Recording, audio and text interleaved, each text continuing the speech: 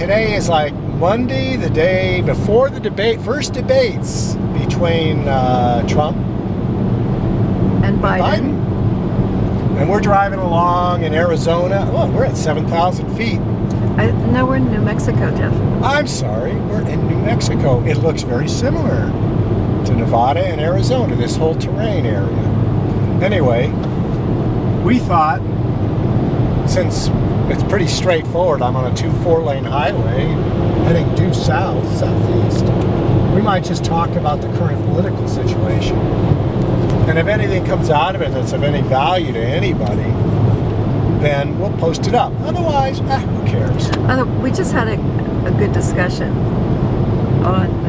Well, we were listening to a program that was talking about hospitals, medical care, and everything else, and the consolidation that occurred in it, the fact that many rural communities don't have good medical support. It's all moved in. For instance, in John Day, Oregon, if you have a serious trauma accident on your motorcycle or car, you have to be flown to Bend by helicopter. Which is 100 miles away. No, more than 100 miles. It's about 5 hours. Air miles. You have to be flown on a helicopter. Anyway, so why is all this going on? Why is there so much consolidation? Why is it that all these institutions are mounting skyward in their potency, accumulating greater and greater power and wealth in American society, and the average person is pretty much being left out of it? Well, that would be an interesting discussion. But that has to do with something we call the ladder of status. And the ladder of status is something we wrote about on our Facebook page. And basically the ladder of status says this. In a primitive society, hunter-gatherer society, maybe an agricultural society in the beginning, people were concerned pretty much with feeding themselves and their families. And they felt just to survive was status enough. But then as civilization got a little more evolved and all kinds of works of infrastructure became possible. Right, more sophisticated. More sophisticated. People started having dwellings instead of living in, let's say, living on the Serengeti, wandering around cracking bones for marrow. Or caves. Or caves. They started living in dwellings, and dwellings were for families, and some families had better dwellings than other families. So people said, oh, I'm surviving, but I'm not living as well as my neighbors.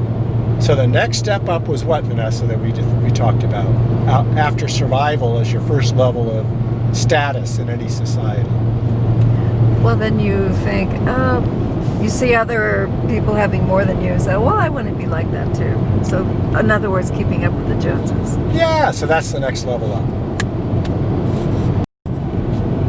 So as we posted up in our Facebook posting, the next level up from having what everybody else has.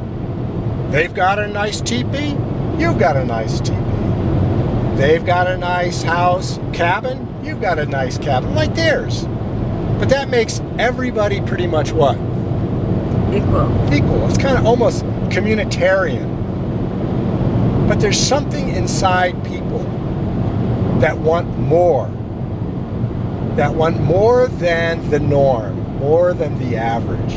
And Easter Island proved it. What we learned when we went there was the island, one half of the island built statues and the other half built statues. And they say, well, let's build them bigger than the other guys.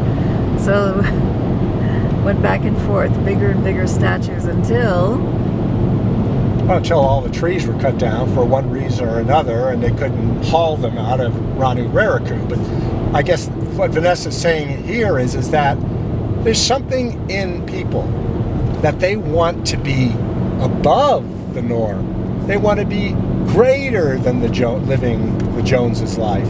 They want to become, what's the word we use for that? They want to become visible. To be visible, you have to stand out. And to stand out, you must have what? Possessions. Your house has to be better than your neighbor's house. Your horse has to be healthier than your neighbor's horse. Your cows, you have to have more cows than your neighbor has cows, or larger fields. You want to stand out. You want to become visible. So that's the next level up on this hierarchy of status: survival, jonesing, and then being above the norm. Your head standing above the crowd. But my point was, if you don't have the wisdom to understand about sustainability, such as Easter Island, they were even willing to cut down the last tree to attain. So it had become such a preoccupation in Tepita. I'm trying to remember the actual indigenous name, Tepita Tehenua, the navel of the world, that at some point it destroyed the natural environment. So. Right. Sound familiar?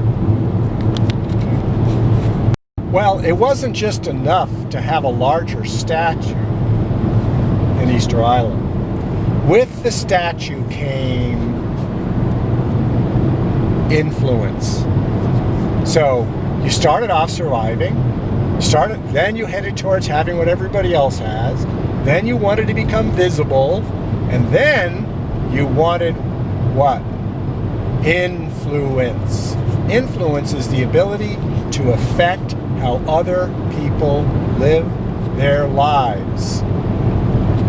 You could have influence for good purposes, or you can have influence to support your own selfish ends. So you could be concerned with social welfare of everyone, or you could be concerned with your own advance in society.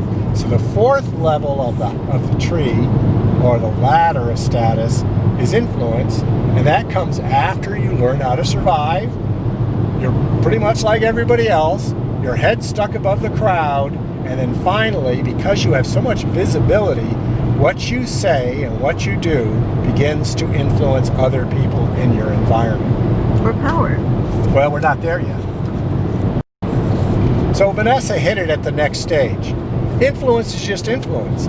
This video, for instance, this is kind of an influential video. We're simply saying there isn't like a ladder of status, and we're going to use it to explain why society is in the position it is right now, and our culture and civilization. So the next level up from influence is exactly what Vanessa said. You can actually go for power. Now, power is the ability to actually not only influence people just by the way you act and behave and the words you say, you're actually vested with some kind of authority. People give you the power to do things that are good for them, supposedly, or good for you and yours. Now, obviously, nobody's going to just be given power because it's, hey, let's give you all our power so you can make your life better. No, what they're going to do is somebody's going to stand up and say, hey, dude, I'm here to serve my community. I'm here to help you.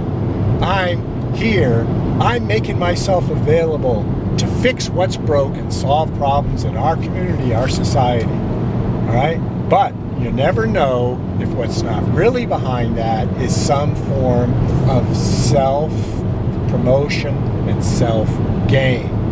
That's why influential people go after power. They're either there to serve their communities with power or to serve themselves and those they identify with. So to recap, first, you just want to survive. Second, you want to be able to live like everybody else. Third, you want to stand out a little bit, become visible. Fourth, you actually want to begin to influence events in your community. And fifth, you want to get in a position of power so now you can make fundamental decisions and plot a path for that community forward. Ostensibly for the good of everyone, but potentially, and frankly, somewhere in between, more likely to promote yourself and those you identify with. So, but there's another level beyond power. Power just says you can make these decisions, you can possibly get things done, you're in a position where you can address the needs of the community, you can direct some things in the community, but that doesn't mean everybody's going to do what you say. The next level up is you want control. Now, you You got all the buttons and switches in front of you. You can turn them on and off. You can say, we're going to put resources in this and not that, and I want you to do it my way, or it's the highway, etc., etc. That's control. So that's the 6th level, is control. All right, finally, if you're a person that's in control, you have one other stage. Actually, there's 2 more stages ahead of you, but I'll tell you about the last one. Last, of course, it's dominance. My God, if I got to be the king of the world and I got to dominate everything, wouldn't that be great?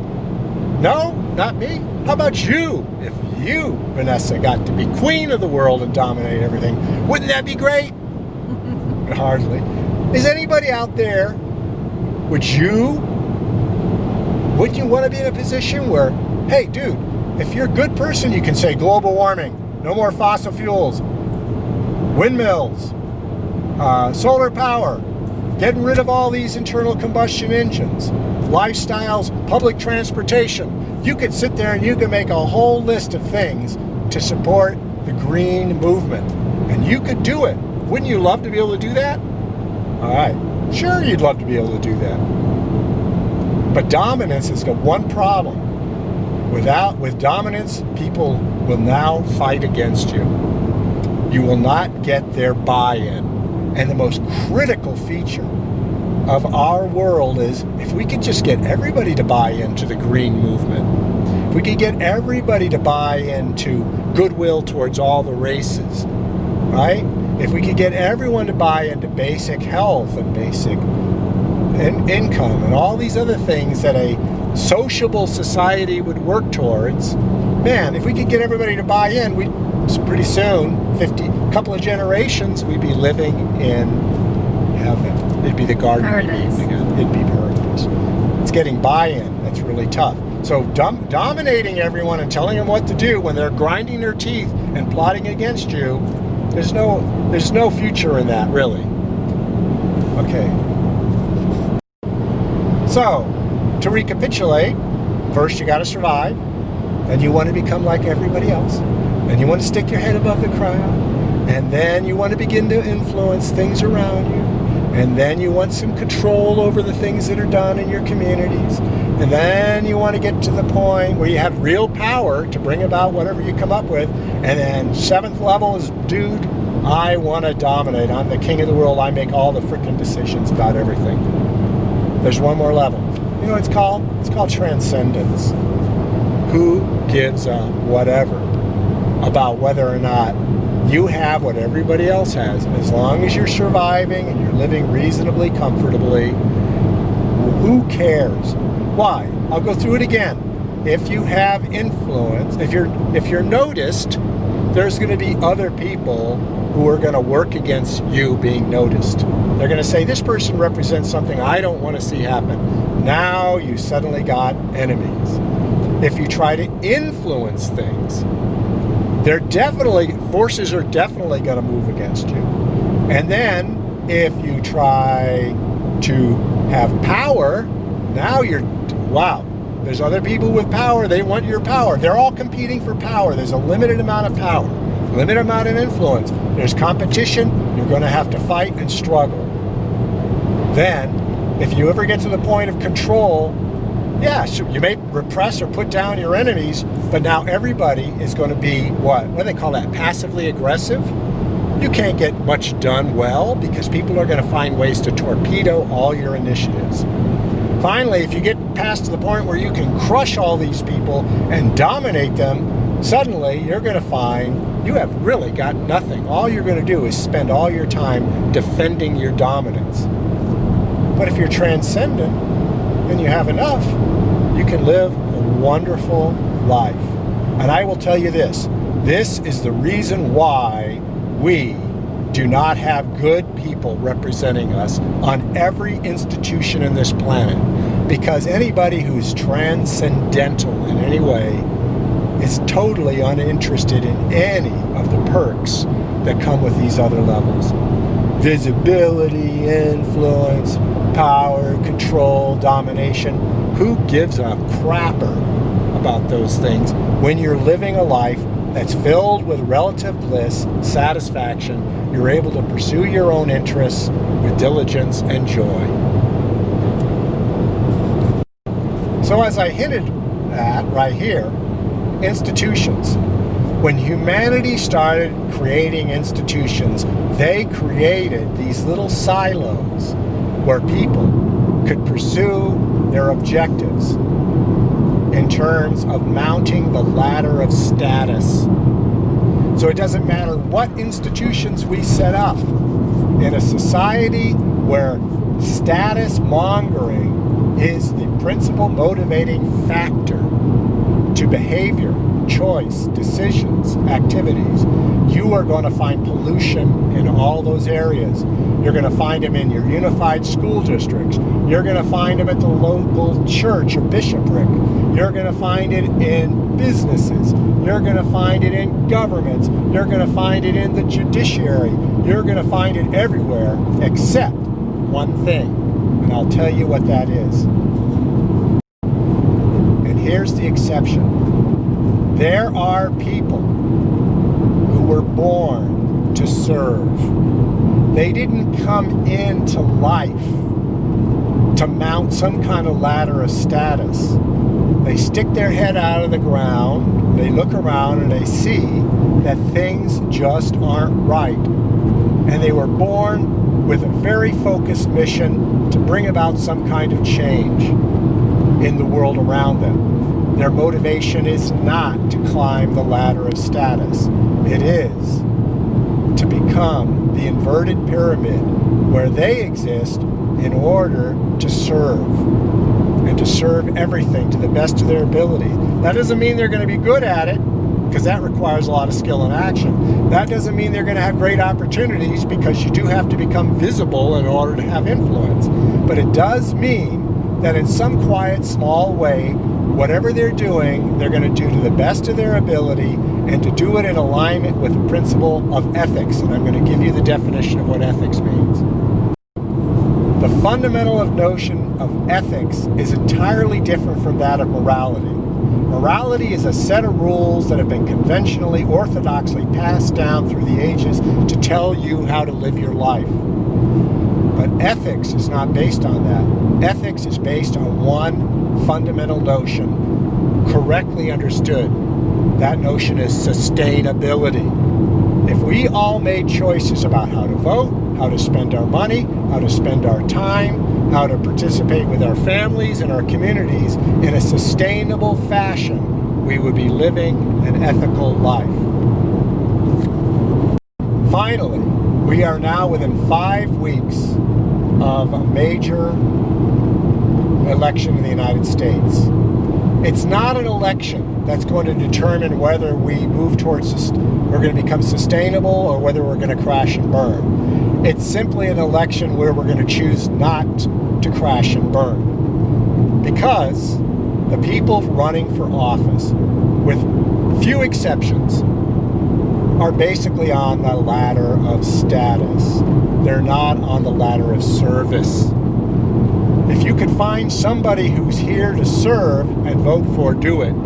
Your options are limited, however. That's my assessment. Bottom line is, the best we can do is to hold back the cracks in the dam for a little while longer that are going to break loose on society. And those cracks are going to come from social disturbances due to inequalities in our society, and from destruction of the natural environment, which will inevitably reduce the population of this planet significantly.